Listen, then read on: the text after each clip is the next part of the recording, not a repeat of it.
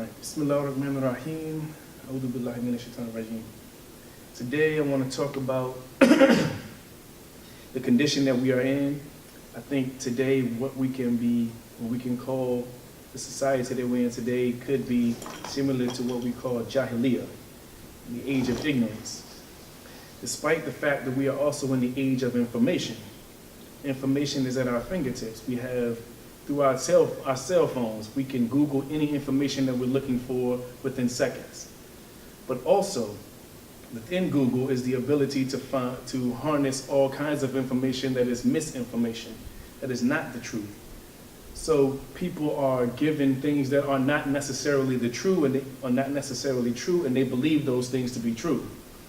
So though we are living in an information age, people are still ignorant of fundamental facts and fundamental truths. I believe that this current election that we had is fundamental of this understanding. And I wanted to demonstrate through some of the things and policies and the news reports that are going on about the president-elect to demonstrate that we are still in the age of ignorance. Now, or not still in the age of ignorance, but we are in the age of ignorance, and that people don't understand and they don't know things. Now, the president-elect, we don't know how he will govern in the future. The reason we don't know how he will govern in the future is because he has not explicitly told us how he will govern. He only told us that he will make things great, he will make the economy better, he will make people do things for him, and he said he'll do things that are great. However, he has not explicitly explained how he will do those things. He also hasn't shown us his tax returns at all. So we are also in the age of ignorance of that, about how he goes about his daily routine and how he pays his taxes, or if he pays them at all. What has happened is because we have been in 8 years of Barack Obama as presidency, we have gotten the antithesis of Barack Obama. We have gotten the exact opposite of him. Barack Obama could not say the things that Donald Trump has said, and he did not say those things. If he said any one of them, or any combination of those things, he would have never saw the light of day. When I say he is the antithesis of Barack Obama, I mean to say Barack Obama didn't have any scandals during his presidency. He has only had one wife.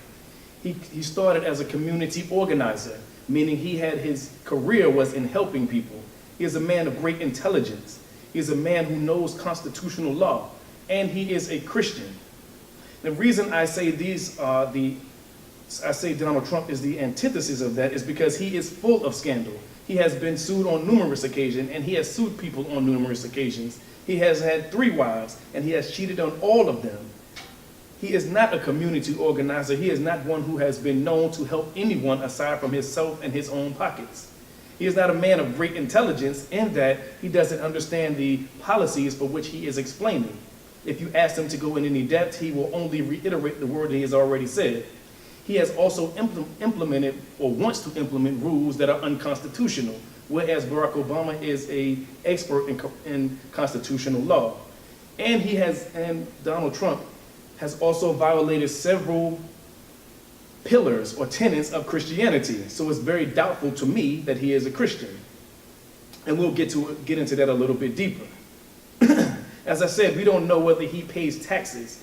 He said that he has been found to have had at least 4 or 5 different bankruptcies, which means he hadn't been paying taxes. His opponent, Hillary Clinton, said, "You haven't been paying taxes." He said, "That makes me smart."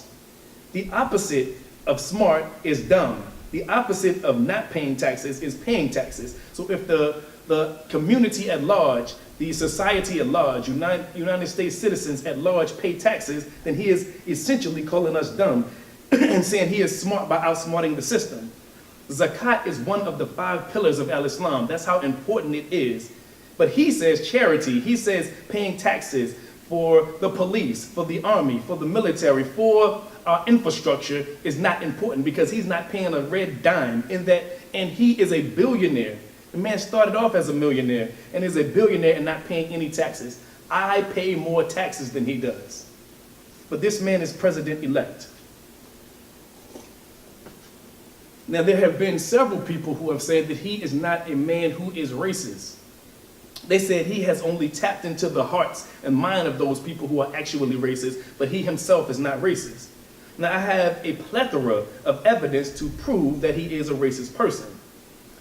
Not only that, he is also a xenophobe. He is also a bigot. Several of the demographics that he has insulted, in several of them, he has used the most profane language, the most profane understandings of them. Two of them being a black person and a Muslim, when I am both of those people. And he has insulted me, so how is it possible that I would accept this person as my president? He is the president of the United States, but he is not my president. The Central Park Five was 5 teenagers who was accused of raping a jogger in New York City. Donald Trump used $85,000 of his own money for headlines to say, bring back the death penalty, bring back the police for these 5 boys. And they were exonerated. They were exonerated through DNA testing, and he still to this day says that they were guilty. And he used his money not only to say that they were guilty, but to enforce the death penalty on teenage black boys. He is also a person who has given rise, or who has made prominent, this birther mentality, or this birther idea that the first president-elect, or the first black president, was not authentic, that he was illegitimate, that he was not from the United States, that he was a Muslim, as if that is some kind of stain to say that he is not actually a Christian. But insulting him, calling him a Muslim to Muslims is not a problem at all. But he has spent his own resources, his own money, and over years to say that Barack Obama was not a United States citizen.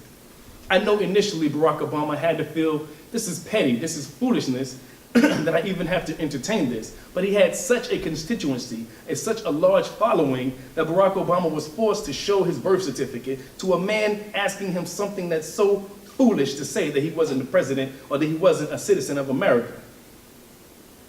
Ultimately, he had to show it, and he never, ever apologized. In fact, what he said was he pat himself on the back for being the person who made Barack Obama produce this.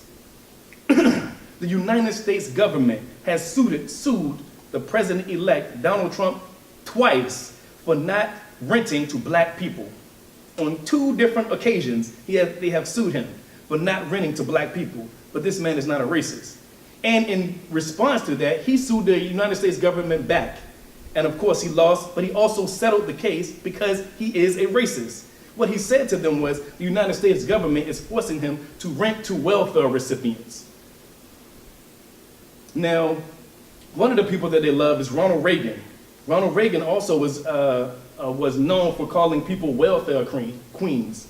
Now, when they say welfare recipient or welfare queens, what they are actually talking about is black people.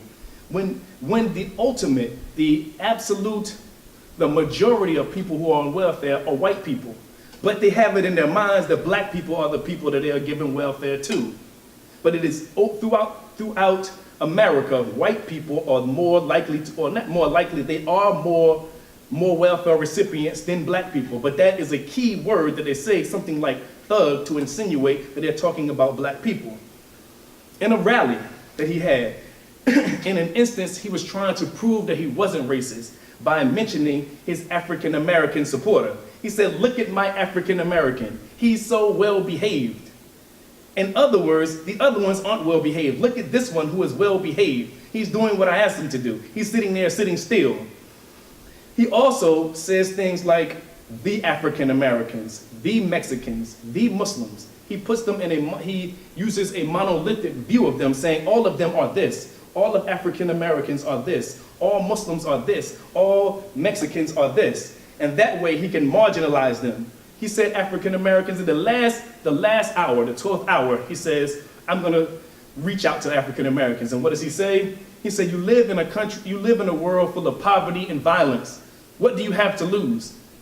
What kind of patronization is that to say, vote for me, what do you have to lose? Instead of saying what I can do for you. Also, the view that we live in poverty and violence is also proof that he is a racist. If that is his view, he must view that what he lives in, or the culture that he lives in, is better than ours. If he says that we live in a culture of violence and poverty, and he does not, then what he believes in, or the culture that he lives in, he must think is better than ours. But the culture, Western culture, comes from where? Where did it get its root from? Nothing good in the United States and Western society has come from anywhere but black, brown, red, and yellow people and Muslim people. The freedom of speech, the freedom of religion, the freedom of expression came long before Western society ever adapted those things. When they were living as barbarians, these people were practicing in civilization. But they look at other people as if they are greater than them or better than them. When he talks about the Mexicans, and he says the Mexicans, they are rapists and murderers. What he is actually doing is endangering those people.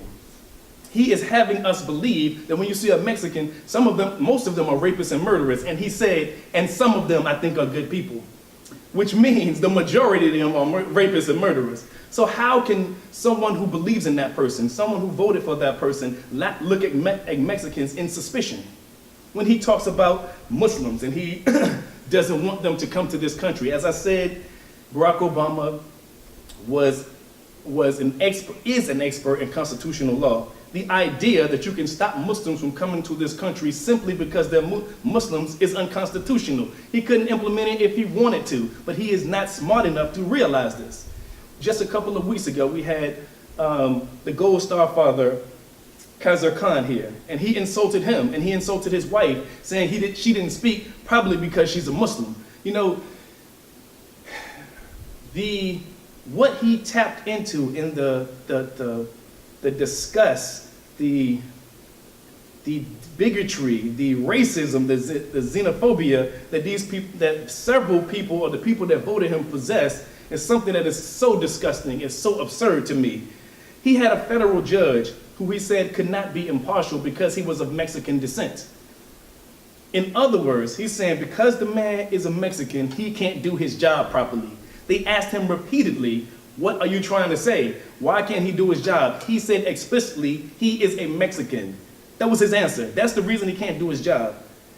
Rudy Giuliani, who's probably going to be the Attorney General now, he and President-elect have said that they want to bring back stop and frisk. Now in New York, stop and frisk was rendered unconstitutional. Why is that? The same reason I've said previously is that if you have in the minds of people that African Americans are poor and violent and Mexicans are violent and murderers, when you see them, you stop them more likely than you stop a white person.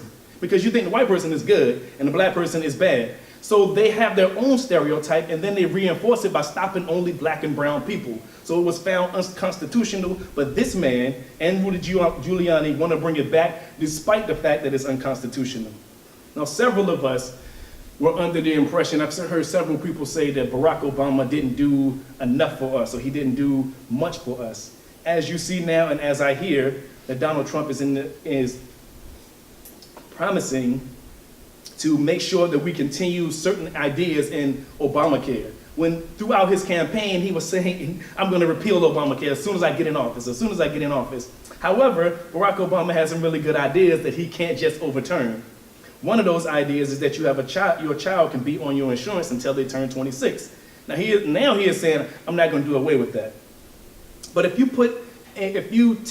repeal Barack Obamacare or the Affordable Care Act, you also give the power back to insurance companies. And insurance companies say initially that they won't insure people who have pre-existing conditions, or they will charge them a higher premium. Because when you have health care for profit, people want to make money. They can't make money off somebody who's already sick.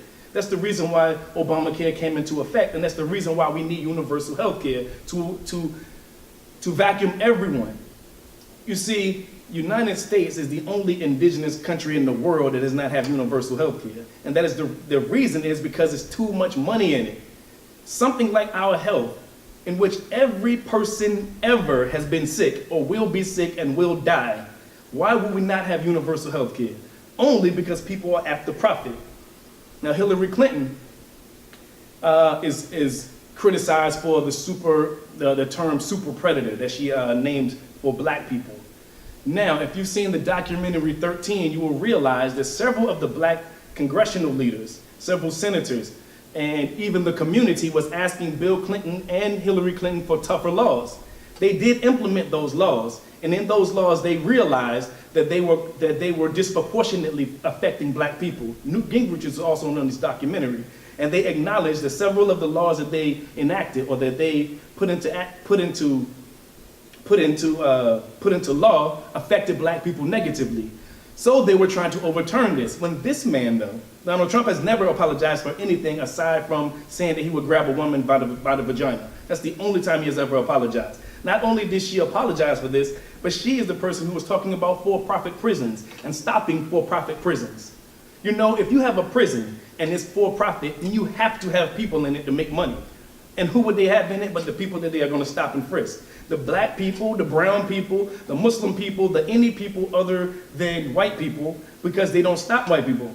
According to the constitutional law, the reason it was considered unconstitutional is because they were doing it disproportionately to black and brown people. So if they have a for-profit prison, they're going to put black and brown people in it for profit. That's another thing that we were talking about on the 13th, on the documentary 13. The lady's name is Michelle Alexander. She was talking about the new slavery, its prison systems, and how we have these for-profit prisons. Now, Barack Obama is also the first sitting president to visit a prison. And he visited it to talk about long sentences for nonviolent offenders. Now, this is completely wiped off the table because we have a new president who's a stupid person. He said he's the law and order person. But what law and order has he ever succumbed to? He's a person who, in his rallies, he incites violence. He said himself that if you beat this person up, I'll pay your court bills for you. There was a Black Lives Matter person in there who was beaten up, who was elbowed, who was kicked. They said, next time we might have to kill him. There was a Muslim lady in there who was peacefully protesting. They threw her out. And this person is who we have as president-elect. And he has insulted and degraded women to the greatest degree possible. But when you ask him, he said, listen, I'm great to women, I love women. When he has insulted them tremendously for their looks, for their menstrual cycles. And this person is the person that we elected as the leader of the free world. He has also been charged with, he has also been sued, his casinos has been sued for racism. I mean, the man said, he said himself, black people count my money, I hate it. I would rather have a short person in a yarmulke count my money. That's what the man said. And then when asked about it, he said, listen, the person that was counting his money, he said he was lazy. He said, but I think laziness is a trait in black people. He said, I believe that. I don't believe that they can help it. That's what he said. He believed that black people are lazy anyway. And when he and his wife Melania would come to the casino, they would hide the black people. They would hide them. There was a man named Kit Brown who remembers this vividly. He said as a teenager, they would, when they came in, all the black people would go in a closet somewhere because he didn't want to see any black people in his casino, even if he was employing them.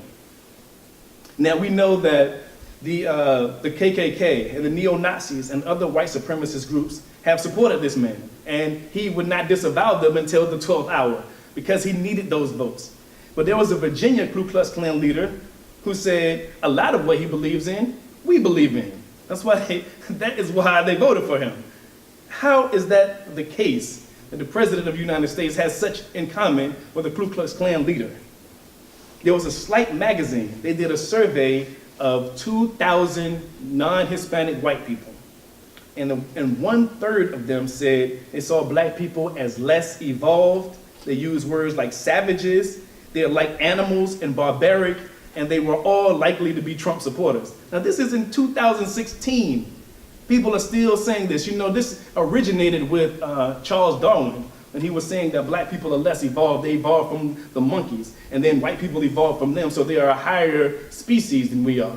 It is still being perpetuated to this day, and the people that believe it are Donald Trump supporters.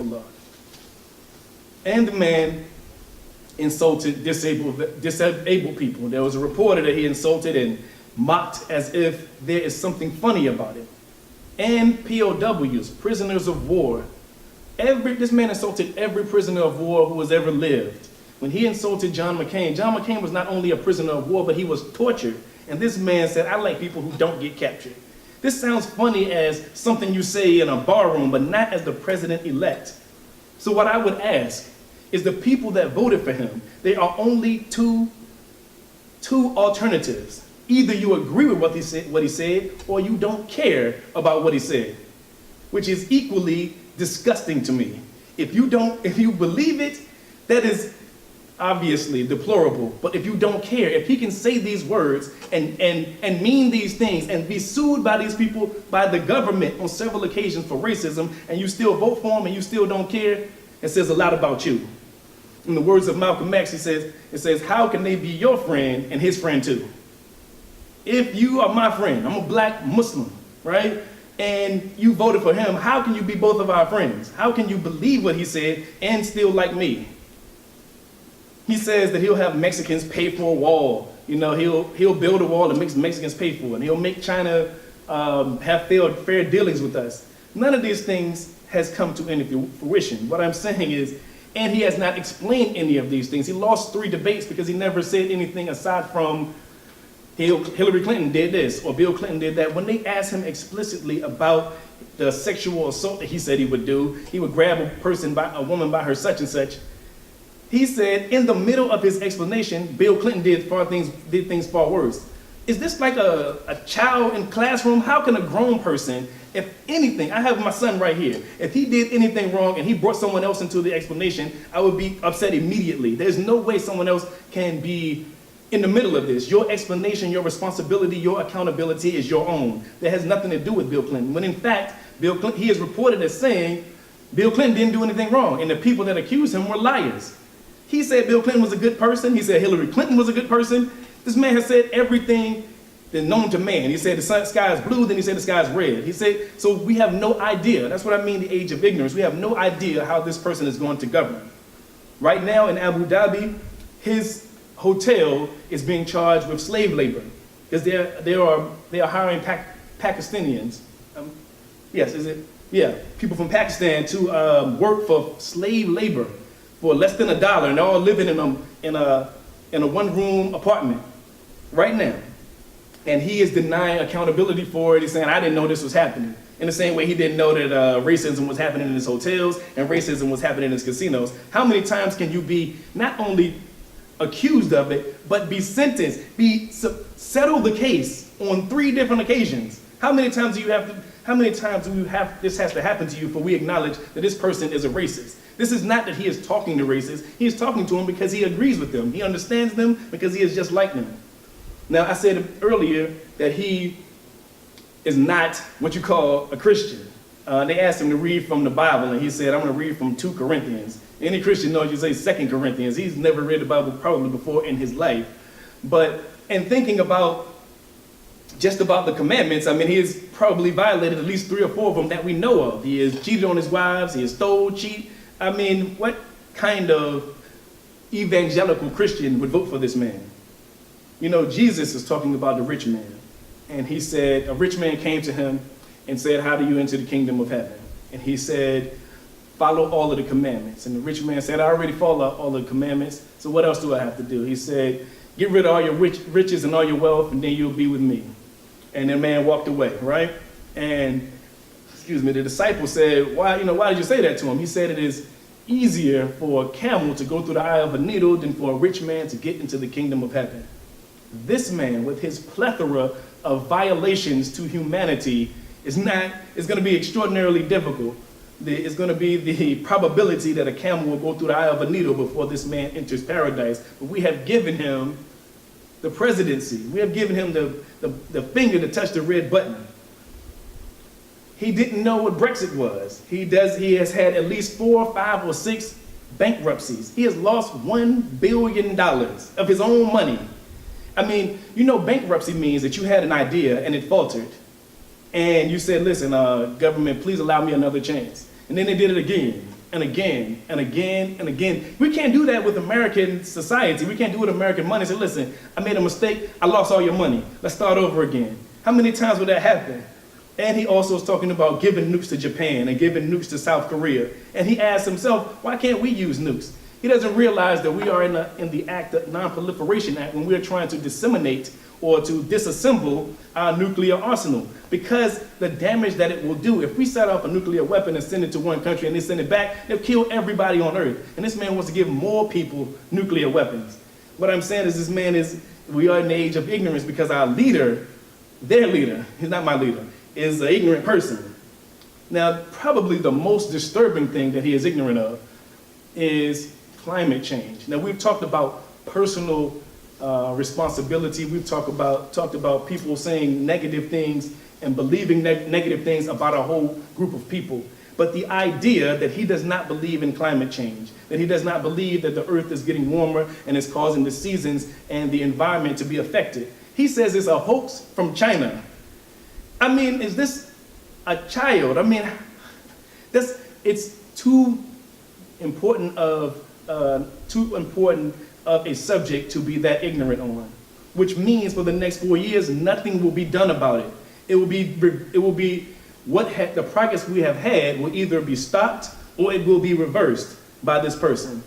You know, when he was being sued and when he said the federal judge could not be impartial because he was a Mexican, they're in the lawsuit that's still going on today about the Trump University.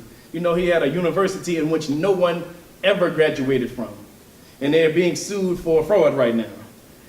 He tried to sue the man, Bill Maher, for saying that his father was an orangutan. I mean, it's preposterous. This man has been roasted on television like a comedy act, but he is now the leader of the free world.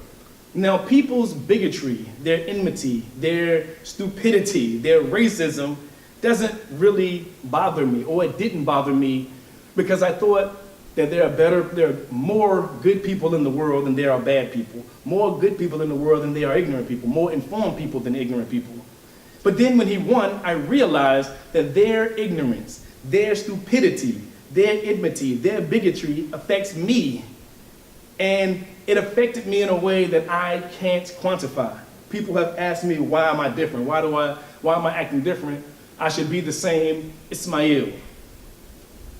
Now, this is the same me, but this is what happens when half of the country votes in a person who hates me, a person who has insulted me on numerous occasions. This is how I act. This is how I am. When my son, for the first time ever, voted and a racist person won. There are people that I know, their wives were crying. And it broke them down just because they realized that someone who is this disgusting, this despicable, is the leader of the free world. So, I haven't been watching much television. I haven't been on social media much. And it's because I know the pain that people have, and I don't want to wallow in it. I want to think about a solution to this problem. The only show I watched 2 different shows. One of them was a Bill Maher show. And the lady was on there and she said, to white people, or to some white people, equality feels like oppression. And I thought that is so profound, because what has happened is it's not really an argument of race and class, even though it is an argument of race and class. I mean, not an argument of race, it's an argument really of class. The elite are the people who are using us as pawns to fight against each other. When we are in the same boat, they have thought that being equal to black people is so disgusting that I'm going to vote Donald Trump in. That's basically what she's saying. Equality is like oppression to them. So if they want to be equal to a black person, feels like they're being persecuted. But the person, I didn't steal their job from them. Mexicans didn't steal their job from them. Their boss, the man who was the 1%, who was the rich person, gave me the job. He gave the Mexican the job, so that is the person you should be mad at. You see, the same idea happens with racism, period. In the 16th or 17th century is when this idea of race came into play, and it was by the elite who said, listen, you are white, they are black, they are your reason that you're in the position that you're in. Not that we have all the money. It's not our fault that we have all the money, it's black people's fault. So if you don't give black people welfare, you get black people out of here, you get Mexicans out of here, these black and brown people, and these people who think differently than you do, you'll be better off. But they still have the money. So it really is an argument of class and not about race. But they have fooled them into thinking it's about race, and black and brown people are your enemy, when we are all in the same boat. You know, this health care that Barack Obama instituted helped black, brown people, white people, all people who are middle class and poor. but they want to repeal it. I mean, he did credit card reform. He did reform for college education or paying for college loans. Who is that going to help but poor, black, white, brown people? Not people that are rich. They don't have bills. They don't have a child who has to go to college and they have to pay the bill for. The person who persecuted them is the person who is the richest person and richest people in the world, the 1% of these people. Now, there was a person on the Bill Maher show when she said this. She said, equality feels like oppression to them. It was a man on the panel who said he was a liberal redneck. That's what he described himself as. He said he's from the red states, but he is a Democrat. Now, he said, you are right to the lady, but do you want to be right or do you want to win?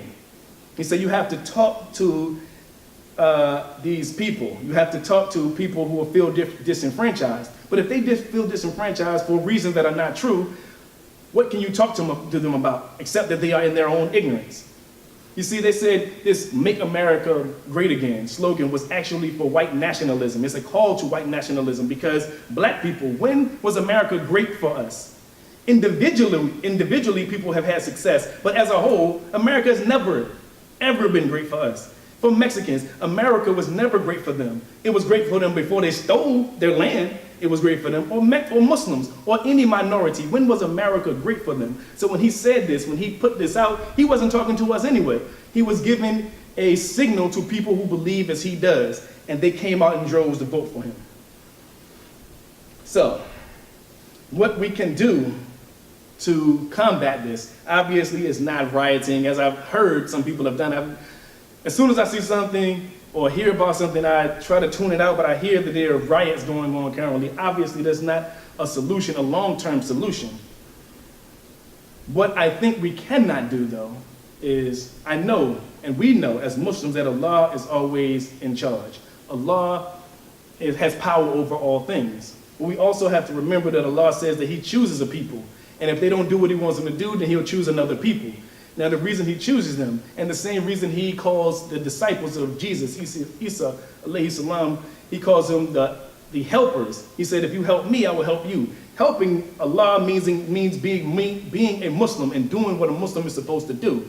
Now, the way that people see this as Allah is always powerful, it seems like almost like a cop-out, like I don't have to do anything now. We cannot have the idea of waiting for a savior or waiting for a leader. We have to be our own savior. We have to be our own leader. We have to push forward ourselves. I've written several books and I talk all this time, but I don't talk to be someone's leader. I want you to be the leader. Everything that I've ever learned, I put into this book, not for me, not to say, look how great I am. It's to say, you have this knowledge also, you can do something great with it. Not that that's the reason that slavery lasted for 400 years, because we was waiting for somebody to come and save us, when we are our own saviors. Allah said, we say, the hadith goes, believe in Allah, but tie your camel, which means you got to do something too. You got to do your due diligence, and then Allah will help you. Then Allah will aid you. So we have to be more than just believe in Allah. We have to do something. This is a do something religion. This is a religion, it's an action. Submit to the will of God, meaning do what he told you to do, and all of the tenets that he told you to do. For women, the idea that so many women voted for him, I think needs to be reiterated, that women have to respect themselves. And men, we have to respect women and respect ourselves. Right now, black women have the highest percentage, they are the highest percentage of college graduates. Own your own business. Then black men, we can work for you. In the same tradition that the prophet did. He worked for his wife. So, just the idea, not only men working for them, but men try to get their own businesses, men, women, whomever, and work and build your own community. We've always been saying, the money needs to circulate in our community. Now more than ever, this must be the case. We have to do this. We have to have higher education. Muslims right now, Muslim women, we have had 10 Muslim heads of state in Muslim countries. Not one in America. Not one. The person that we had who would have been was put to the side for a stupid person. And right now, I was talking about this last week, that the United States is bombing seven countries currently. All 7 of them are Muslim countries. Now, do you think there's not a correlation? This man is talking bad about black people, about African Americans, and about Muslims. Right now, they are bombing black and brown Muslims. All 7 countries that they are attacking are black and brown, because obviously they see us as a threat. Now, the thing I wanted to say again, I wanted to reiterate about African Americans and about Muslims. I think they need to see the correlation between these two things, in that when they see black people as criminals, they stop them on a more frequent basis, when it has been proven that black people and white people do not commit crimes in any variance. So if there's 5 black people in prison, there should also be 5 white people in prison, or more, so because it's more of them in the population. Now, the fact that they are using a stereotype that black people are violent, and then they put them in prison, they perpetuate the stereotype. They say, see, they're criminals. Now, the same thing happens with Muslims. If you bomb 7 Muslim countries and then they attack you back, they say, see, they're violent. They're doing the exact same thing that they do to black people, they're doing to Muslims in Muslim countries right now. If they say that 19 people bombed the World Trade Center and then you blow up 2 countries worth of people, and then you say, look at these people, they're violent, they hate us. I mean, you have been blowing them up for 2 decades now. Why would you not be upset with them? If someone, as I said last week, if someone attacked me, if somebody killed me, my son would hate them. My son would want to seek vengeance. So if we are going somewhere and killing people because we say these 19 people did something to us, what about the other 2 million people in the country? How can you kill them when they didn't do anything to you? So what I want to say is, I was talking about, the Western culture and how everything that they have that is good came from us. I want you to think about the black Moors, the black Muslim Moors in Spain. For 700 to 800 years, they ruled Spain. They brought bathing, they brought fashion, they brought universities, medicines, libraries, food, street lights, and hospitals. Black Muslim people did this. They brought civilization to people who were uncivilized. And that is the potential that we have with Al-Islam. We have the ability to change everything. We just have to harness that. We have to, as Stokely Carmichael said, Kwame Ture, he said, organize. Now, some people who may see this video say, I don't want to be a Muslim. Or Islam is not something that I'm interested in. That is fine. He still said organize. You organize with your community. You organize with the people that you agree with. And we organize as a whole. There are almost 2 billion Muslims. We can make a difference. We can make a change if we organize. If we galvanize and organize, Al-Islam will obviously make a change. We change Jahiliyyah to the age of knowledge. These Moors brought knowledge and intelligence. They had over 500 mosques and 800 libraries filled, and they had 500,000 books in the library. Now, as I'm talking about black and brown people and their correlation, you remember that black people, when they come into contact with any other people, that the melanin that black people possess overcomes that. So the black person is always a black person, and he produces a black person. And that's because they are the original people. Now the same thing is true with Al-Islam. It is the original religion. It's the oldest religion ever. The first people who were here were practicing a primitive form of Al-Islam, and ultimately Allah perfected it with Prophet Muhammad. So many times, peace and blessings be upon him, so many times I hear people say that Al-Islam began 1400 years ago. That is so untrue. And we have to remember to always say that Al-Islam is the oldest religion ever. But when Al-Islam comes in contact with other religions, they perish, because truth will always supersede falsehood, no matter what the religion is, no matter what people believe in, no matter what people say about Al-Islam. When you juxtapose the two, the other will fail always, and Al-Islam will always prevail. Always prevail. Assalamu alaikum. Any questions?